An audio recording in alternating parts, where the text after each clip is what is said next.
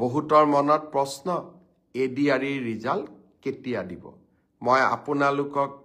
প্ৰতিশ্ৰুতি দিয়া অনুসৰি একেবাৰে মাৰ্চ মাহৰ 7 তাৰিখৰ আগতে আমি এডিআৰিৰ ৰিজাল্ট দিম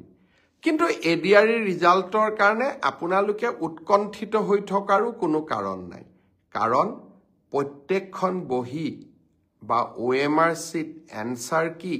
এটি আপোনালোকৰ হাততে আছে গতিকে সেবাই ৰিজাল্ট দিয়ক বা নিদিয়ক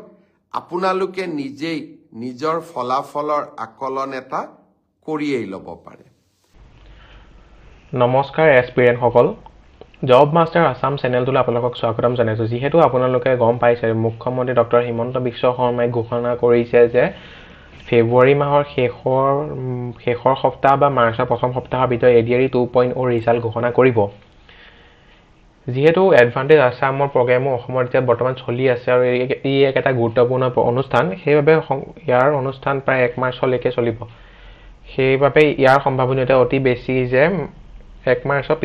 পিছৰ সপ্তাহটোতে এডিআৰি 2.0 ৰিজাল্ট ঘোষণা কৰাৰ সম্ভাৱনীয়তা আছে এডিআৰিৰ লগতে আসাম পুলিচৰ হৈ যোৱা এবি ইউবি কনষ্টেবলৰ পদসমূহৰ ৰিজাল্টটো লাহে লাহে মুখ্যমন্ত্ৰীয়ে পৰৱৰ্তী কাৰ্যসূচীত ঘোষণা কৰাৰ সম্ভাৱনীয়তা খুব বেছি যেহেতু মাৰ্চ মাহতে তেখেতলোকৰ যে এই সময়তে তেখেতলোকে ৰিজাল্ট ঘোষণা কৰাৰ পূৰ্ণ সম্ভাৱনীয়তা আছে